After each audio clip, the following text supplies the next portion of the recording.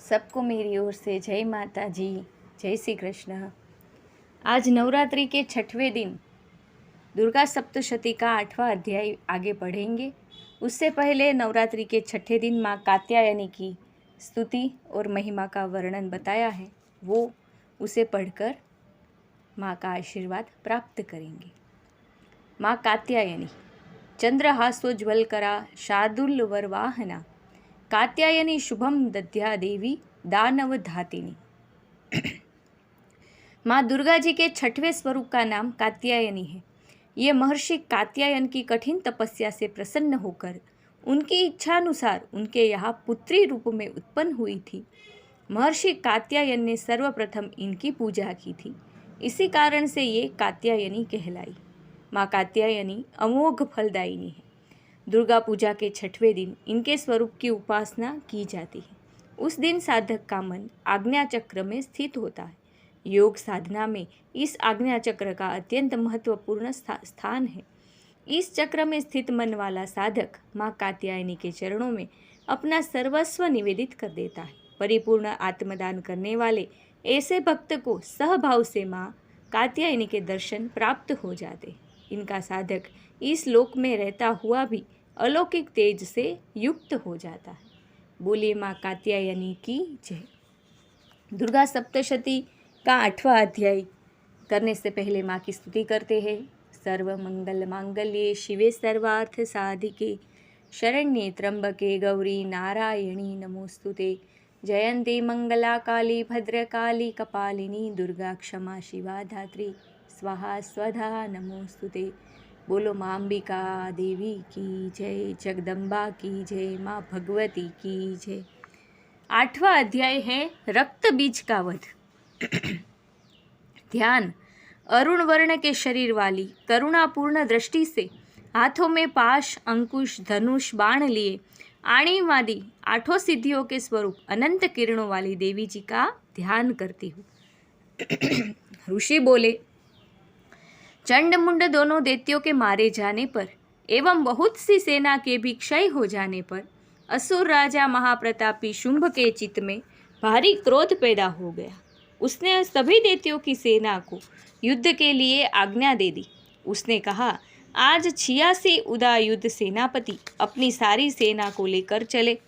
असुर 84 कंबु सेनापति भी अपनी सेना के साथ युद्ध के लिए निकले और मेरी आज्ञा से 50 करोड़ वीर्य कुल के असुर तथा 100 धूम्र कुल के सेनापति सेनाओं के साथ कूच कर दे और फिर मेरी आज्ञा से कालिक, मौर्य, दोहृद, कालिकेय सभी असुर तैयार होकर शीघ्र प्रस्थान करे।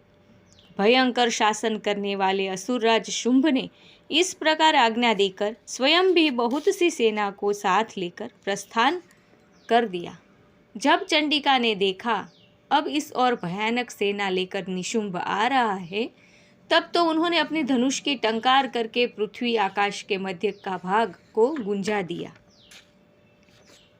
हे राजन, उस समय सिंह ने भी बड़ी भारी गर्जना की। फिर अंबिका जी ने घंटा बजाकर उस गर्जना को और भी बढ़ा दिया। उस शब्द को सुनकर दैत्य सेनाओं ने आकर चारों ओर से देवी, सिंह और काली को क्रोध के साथ घेर लिया। इसी अवसर के मध्य में हे राजन, दैत्यों के नाश के लिए तथा देवताओं की वृद्धि के लिए अत्यंत बल एवं पराक्रम से संपन्न होकर ब्रह्मा, विष्णु, शिव, कार्तिक स्वामी, इंद्र आदि देवों की शक्तियाँ उन्हीं के शरीरों से निकलकर उन्हीं रूपों से चंडिका के पास आ गई। जिस देवता का जो रूप हो, जैसे भूषण तथा वाहन है, उन्हीं वस्तुओं से संपन्न होकर वह देवता शक्ति वही रूप धारण कर दैत्यों के साथ युद्ध करने आ गई।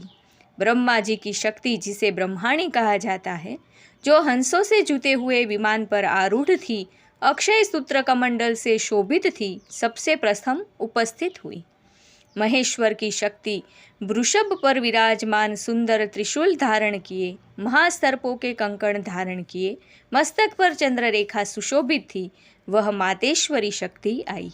कार्तिक स्वामी की शक्ति हाथ में शक्ति लिए मोर पर आरूढ़ गुह्य रूपिणी कौमारी अंबिका शक्ति दैत्यों से युद्ध करने आई। वैसे ही विष्णु की शक्ति गरुड़ पर सवार होकर शंख चक्र गदा शांग एवं खंग हाथ में लिए वह वैष्णवी शक्ति आ गई। यज्ञ वाराह का विचित्र रूप धारण करने वाले विष्णु की वाराह शक्ति जे वैसा ही शरीर धारण करके वहाँ आई। नृसिंह जी के समान शरीर को धारण किए गर्दन के बालों के फटकारने से आकाश के तारों को बिखेरती हुई नारसिंही शक्ति वहाँ आ पहुंची। इंद्र की शक्ति इंद्र के समान रूप वाली 1000 नेत्र धारण किए वज्र हाथ में लेकर ऐरावत गजराज पर आरूढ़ होकर वहाँ आ गई।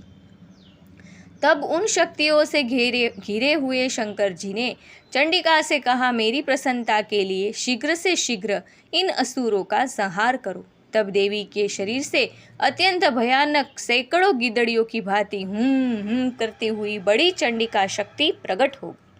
तब उस अपराजिता देवी ने धुएं जैसे जटा वाले शिव से कहा, भगवान आप दूत बनकर शुंभ निशुंभ के पास जाए, वहां जाकर उन महाअभिमानी शुंभ निशुंभ दानवों को तथा युद्ध में आए हुए दूसरे दानवों को भी कहे कि हे दानवों, यदि तुम लोग जीना चाहते हो तो त्रिलोकी का राज्य इंद्र प्राप्त करे, सभी देवता यज्ञ भाग पाए और तुम लोग पाताल में चले जाओ। यदि तुम्हें कुछ बल का अभिमान हो और युद्ध की अभिलाषा हो तो आ जाओ, ताकि तुम्हारे मांस से मेरी गिदड़ियाँ तृप्त हो जाए। इस दूत रूप में स्वयं शिव को ही देवी जी ने नियुक्त किया। वह शिव शक्ति संसार में शिवदूती इस नाम से विख्यात हुई। जब शिव द्वारा कथित देवी जी के वचन उन महाअसुरों ने सुने तो बड़े क्रोध में आ गए और जहाँ कात्यायनी देवी स्थित थी उस ओर बढ़ने लगे। वहाँ कुपित होकर उन देव शत्रु ने बाण, शक्ति, वृष्टि आदि आयुधों से देवी जी पर पहले वर्षा करना आरंभ कर दिया। तब टंकार करके धनुष्य द्वारा पैने पैने बाण छोड़कर देवी जी ने खेल ही खेल में उनके फेंके हुए बाण, शूल, शक्ति, परशु आदि शस्त्रों को काट डाला। फिर काली भी उनके सामने होकर शत्रुओं को शूल के प्रहारों से चीरती फाड़ती, खटवांग से कुचलती मारती विचरण करने लगी। इधर ब्रह्माणी शक्ति भी जिस ओर दौड़ती उसी ओर अपने कमंडल का जल छिड़क देती, जिससे शत्रुओं का पराक्रम एवं तेज नष्ट हो जा रहा था। माहेश्वरी शक्ति ने त्रिशूल द्वारा, वैष्णवी शक्ति ने चक्र द्वारा और कौमारी शक्ति ने शक्ति द्वारा उन दैत्यों का क्षय करना आरंभ कर दिया। इंद्रिय शक्ति के वज्र गिराने से सैकड़ों दैत्य दानव विदीर्ण होकर रुधिर के पतलाने बहाते हुए पृथ्वी पर गिरने लगे। वाराही शक्ति ने तो कुछ एक को तुंड प्रहार से मार गिराया, कितने दैत्यों की छातियां अपनी दाढ़ों के अग्रभाग से चीर डाली। वाराह मूर्ति ने चक्र द्वारा बहुत से दैत्य चीर फाड़ डाले। कितने महादैत्यों को नारसिंही शक्ति अपने नाखूनों से विदीर्ण करके खाने लग गई। कितने दैत्य शिवदूती के कठोर अट्टहास्य से भयभीत होकर पृथ्वी पर गिरते गए, फिर उन्हें वह खाती गई। इस प्रकार अत्यंत कुपित होकर अनेक उपायों द्वारा बड़े बड़े दैत्यों को मारते हुए मातृगण को देखकर देव शत्रुओं के सैनिक भागने लग गए। उन दैत्यों को मातृगण से पीड़ित होकर भागते हुए देखकर कुब्ध महाअसुर रक्तबीज युद्ध करने के लिए आ गए।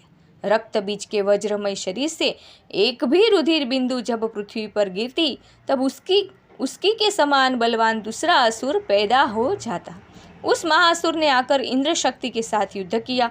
तब इंद्रिय शक्ति ने अपने वज्र के द्वारा रक्तबीज की ताड़ना की। वज्र के लगते ही उसके शरीर से बहुत से योद्धा पैदा हो गए, जिनका रूप पराक्रम रक्त बीज के ही समान था। जितनी भी रक्त की बूंदें शरीर से गिरती थी, उनके उतने ही उसके सदृश बलवीर्य पराक्रमी पुरुष उत्पन्न हो गए। वे रक्त से उत्पन्न हुए पुरुष भी अत्यंत भयानक अस्त्र शस्त्र से सुसज्जित होकर मातृगणों के साथ लड़ने लगे। फिर इंद्री ने वज्र से उसका सिर क्षत विक्षित कर दिया, उससे रुधिर बह उठा। तब हजारों पुरुष उस रुधिर से पैदा हो गए। वैष्णवी शक्ति ने चक्र द्वारा उसे मारा। इंद्री ने गदा द्वारा असुराज की ताड़ना की। वैष्णवी के चक्र से क्षत होने पर उसके शरीर से जो ही रुधिर स्राव हुआ, उससे हजारों उसी के समान महासुर पैदा हो गए, जिनसे संपूर्ण जगत ही भर गया। कौमारी ने शक्ति से उसे मारा। वाराही ने तलवार से, माहेश्वरी ने महाअसुर रक्तबीज का त्रिशूल से हनन किया उस दैत्य ने भी गदा द्वारा सभी मातृगणों को पृथक पृथक मारा। उस समय रक्तबीज बड़े क्रोध में समाविष्ट था। शक्तिशूल आदि आयुधों से कई बार विक्षत होने पर उसके शरीर से रक्त प्रवाह के पृथ्वी पर गिरते ही सैकड़ों असुर उत्पन्न हो चुके थे। दैत्य के रुधिर से उत्पन्न उन असुरों ने सारा जगत व्याप्त हो गया। देवताओं को डरा एवं उदास देखकर तब शीघ्र ही चंडिका ने काली से कहा, हे चामुंडे, अपना मुख तुम अधिक विस्तार से फैला लो। मेरे शस्त्र के प्रहार से गिरते हुए रुधिर बिंदु और बिंदुओं से उत्पन्न महादैत्यों को अपने वेगवान मुख द्वारा खाती जाओ और युद्धभूमि में रुधिरोत्पन्न इन महादैत्यों का भक्षण करती घूमती रहो। इस प्रकार कहकर चंडिका ने रक्त बीज पर त्रिशूल से प्रहार किया। फिर काली ने रक्त बीज का रुधिर मुख से ग्रहण कर लिया। उस दैत्य ने भी चंडिका पर गदा चलाई, किंतु उस गदापात द्वारा चंडिका को कुछ भी वेदना नहीं हुई। रक्त बीज के क्षत विक्षत शरीर से जो बहुत सा रुधिर गिरने लगा, उसे चामुंडा मुख द्वारा पीती गई, और जो रक्तपात से दैत्य उत्पन्न हो गए थे उन्हें भी मुख में डालती गई। इस प्रकार चामुंडा ने सभी दैत्य खा डाले और रक्तबीज का रुधिर भी पी डाला। तब देवी ने शूल, वज्र, तलवार, रुष्टि आदि आयुधों से हीन उस महाअसुर रक्तबीज को मार दिया। शस्त्र समूहों से आहत होकर वह पृथ्वी पर गिर पड़ा। हे राजन, रुधिर तो उसका चामुंडा ने पी ही लिया था। उसकी मृत्यु होने पर देवता परम प्रसन्न हुए। मातृगण उसके रुधिर पान के मद से उन्मत्त होकर नृत्य करने लगी। बोलिए माँ चामुंडा की जय, महाकाली की जय, माँ अंबिका की जय, जगदम्बा की जय। हे मानव दुर्गा, ये 8वें अध्याय का रक्तबीज संहार का पाठ आप ग्रहण करना और उसका पुण्य सभी को मिले ऐसा आशीर्वाद देना।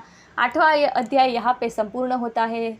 माँ काली ने, माँ चामुंडा ने रक्तबीज का संहार कैसे किया, इसी का वर्णन, अद्भुत वर्णन इस अध्याय में था।